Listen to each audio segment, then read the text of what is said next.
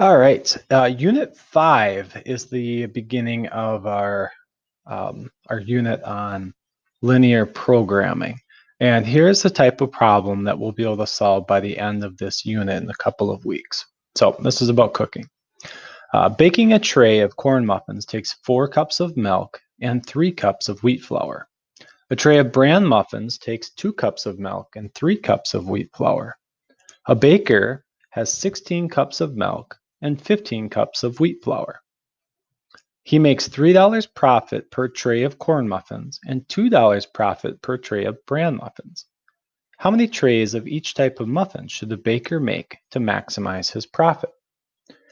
What we're going to do in a problem like this is we're going to try to figure out what are the different combinations of the unknown, in other words, the number of trays of corn muffins and the number of trays of bran muffins that are actually possible in this situation, where he's using the correct amounts of milk and wheat flour to make his muffins while staying in the constraints of having 16 cups of milk and 15 cups of wheat flour to work with.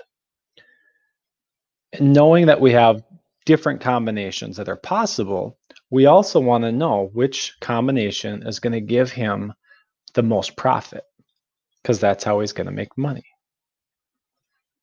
So we're not actually going to solve this problem right now, but this is something that we'll look at over the course of the next 3 or 4 lessons, where we'll kind of look at one piece at a time.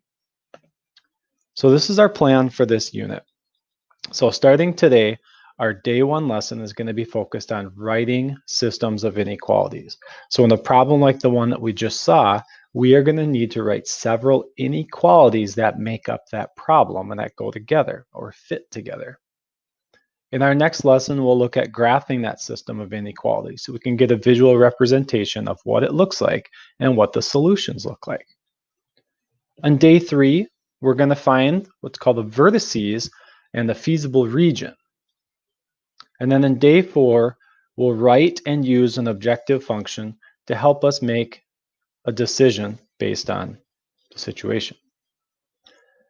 In day 5, we'll review all 4 of the previous days by looking at application problems or real life problems where we go from beginning to end and apply everything that we've learned. We'll finish with our unit assessment before the end of the semester. So here's the beginning of our day 1 lesson for unit 5, writing a system of inequalities. So let's start with a few definitions. What is a system of inequalities? Well, a system of inequalities is when you have 2 or more linear inequalities that describe a relationship between 2 variables. For example, we have y is less than 3x minus 1. We also have that 2 times x has to be greater than or equal to 12, and that y has to be greater than 0. When you put all 3 of these together under the same situation, it becomes a system of inequalities and not 3 individual inequalities.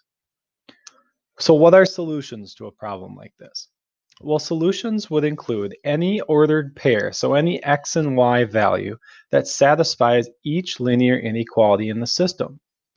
For example, if I find an x value that when I multiply it by 2, it makes it greater than or equal to 12, I also have a y value that's greater than 0, and when I use that same x and y value, I get that the y value is less than 3 times the x value minus 4. That would represent a solution.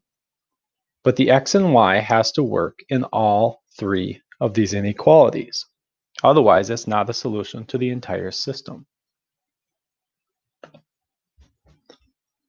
To go through this today, we're going to complete the day 1 assignment in Kami. We're going to go through problems 1 and 2 together. And then on the second page, there's problems 3 and 4 that I'm going to ask you to do for your homework points. So at this time, let's go ahead and switch over to Schoology. You can click on the day 1 assignment.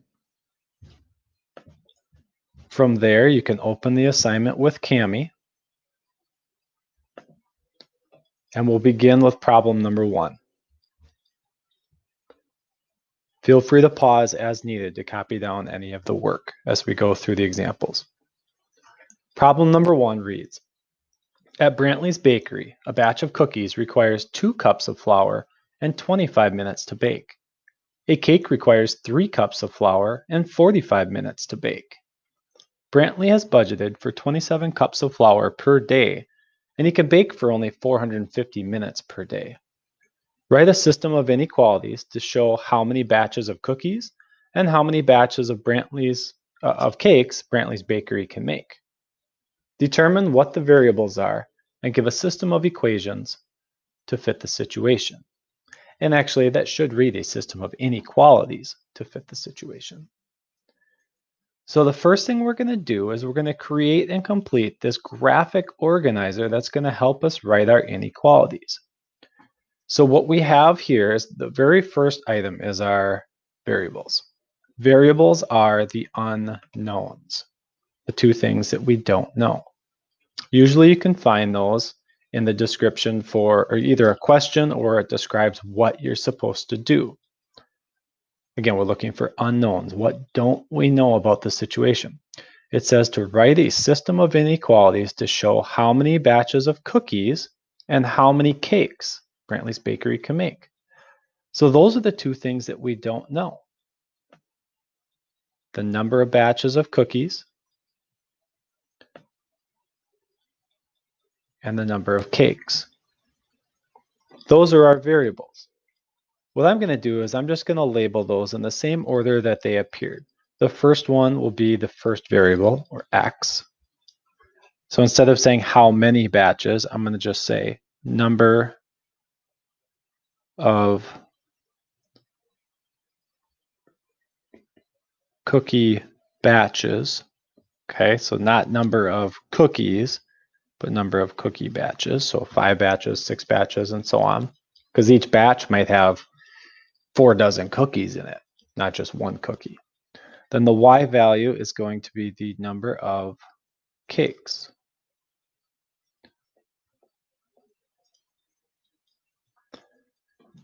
Now, the other things that we know about these, each batch of cookies or each cake, is the amount of flour and the amount of time required to bake each one.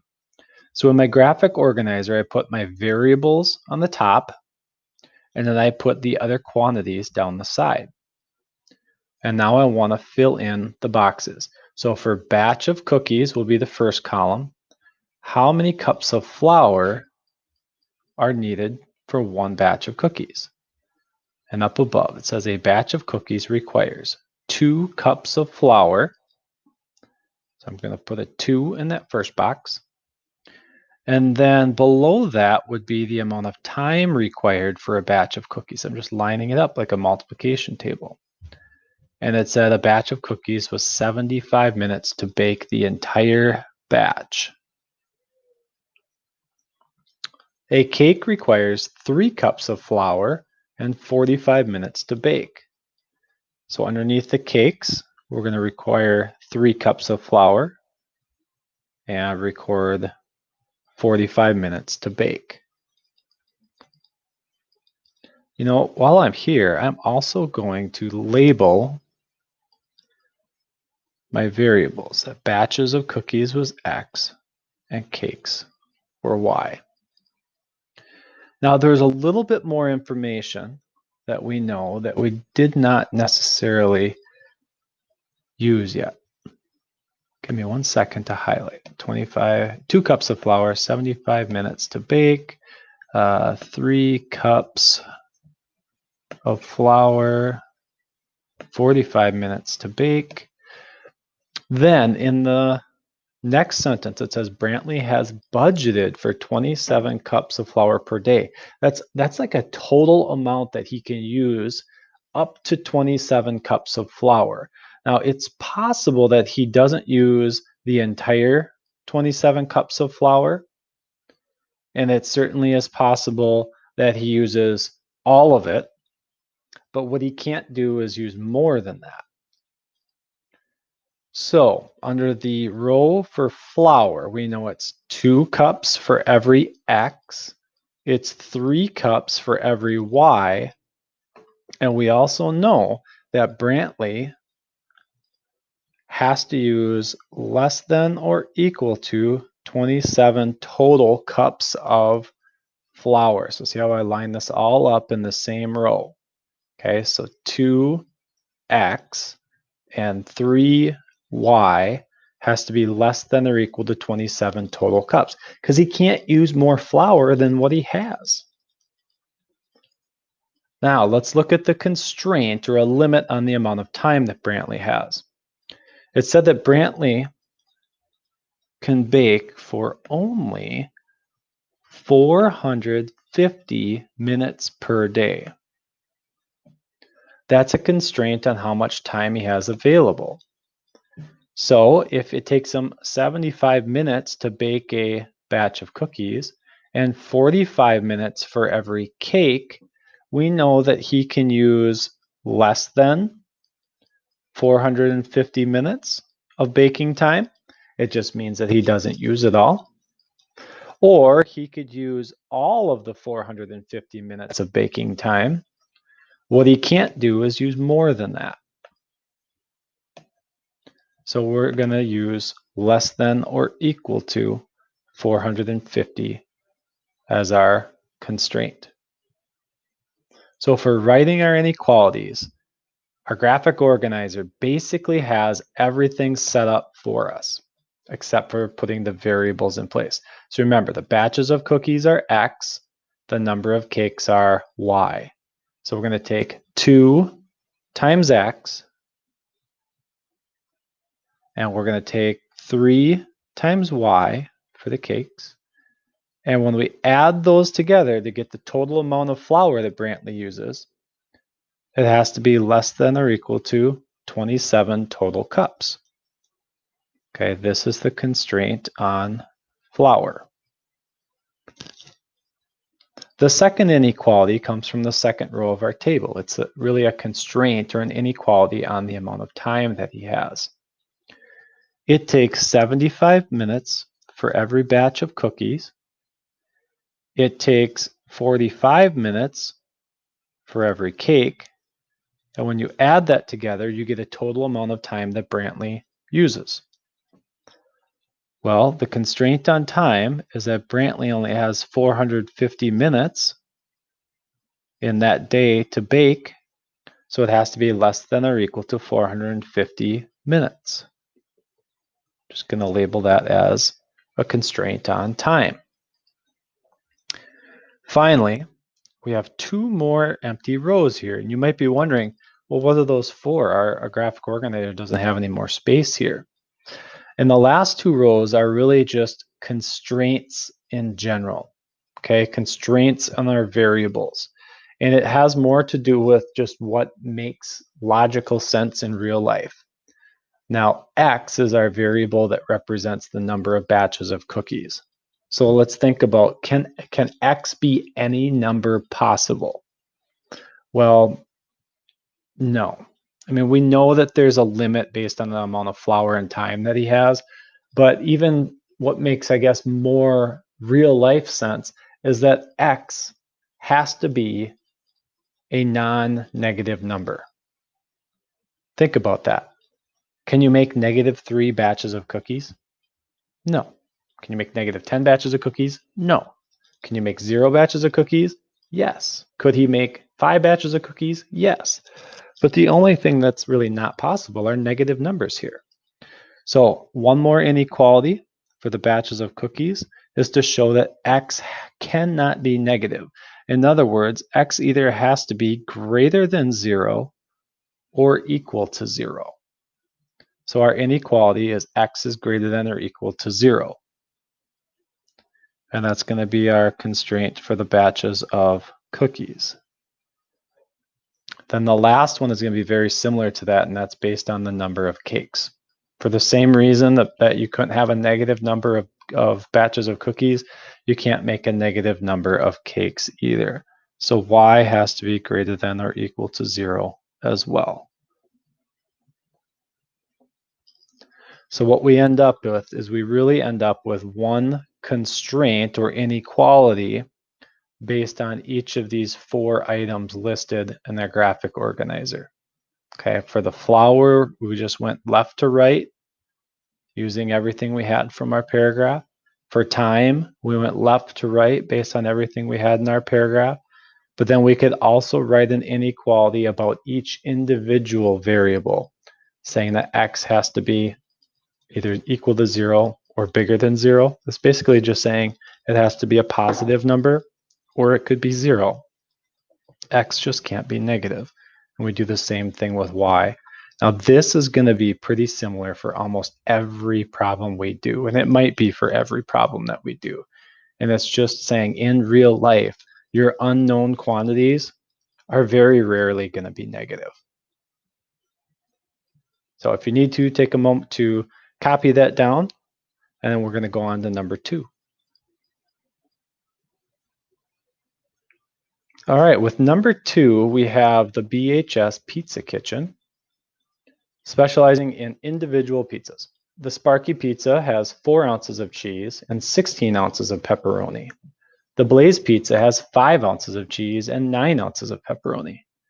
The kitchen purchases 600 ounces of cheese and 1,440 ounces of pepperoni each week. Determine what the variables are and write a system of inequalities to fit the situation. So in this case, they didn't give us the labels to work with. We do know that we want x and y, or our unknowns, to be on the top, and we want some of the quantities that we already know some things about to be on the side. Now, it doesn't necessarily say to write a system of inequalities for this and for that. Okay, so it doesn't really give us that straight up, here's the unknowns. So we have to do a little bit deeper dive. So what do we know and what do we not know? Well, let's see. Do we know how much cheese we need? Well, I guess kind of. We know how much cheese is used on a Sparky pizza. We know how much cheese is used on a Blaze pizza. We know how much cheese the kitchen purchases or has to work with. So cheese is going to be one of those things that goes on the side because we know a lot of that information. And it may even help to try to organize some of this right away. So cheese, well, what did we know about cheese? We knew, and this is in ounces, we knew it was 4 ounces for one pizza type, and we knew it was 5 ounces for the other pizza type, and we knew that we had a total of 600 ounces in the kitchen to work with. Let's see, what was the other topping? Because these are toppings over here, as we can tell now. Pepperoni was the other topping. So pepperoni, sorry about my sloppy writing there. And that was also given to us in ounces. So let's see, this first one here was from the Sparky Pizza. 4 ounces of cheese, 16 ounces of pepperoni. So it looks like one of our variables is going to be the number of Sparky pizzas that the kitchen can make. So that's going to make our other variable the number of Blaze pizzas.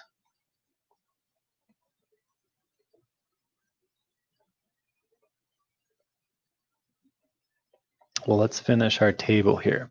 What we don't know is Blaze pizzas pepperoni. Okay, let's see. The Blaze pizza had 5 ounces of cheese, which we already put that in there, and 9 ounces of pepperoni. There we go.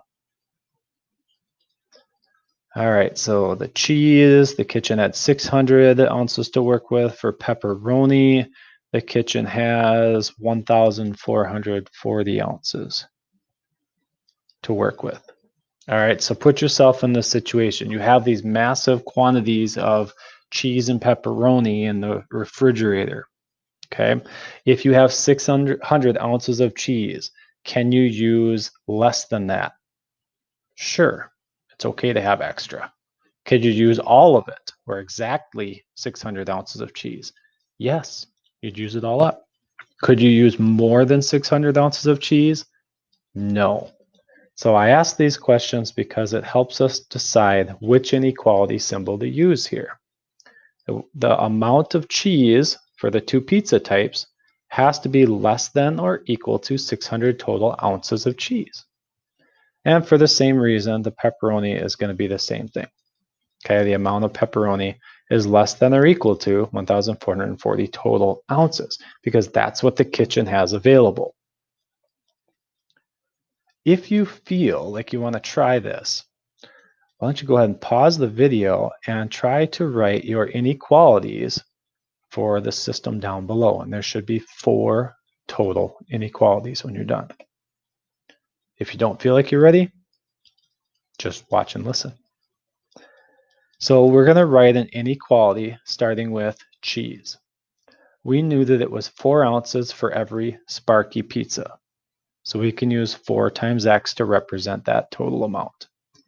We also knew that it was 5 ounces of cheese for every Blaze pizza. So we can use 5 times y to represent that total amount.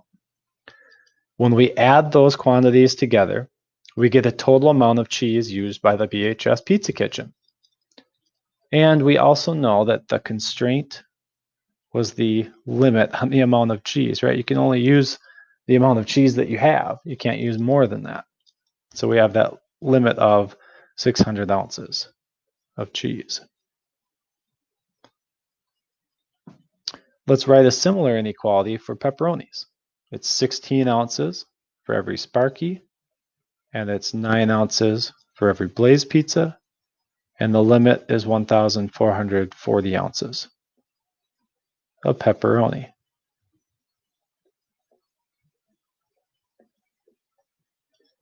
Now the last 2 inequalities are for x and for y.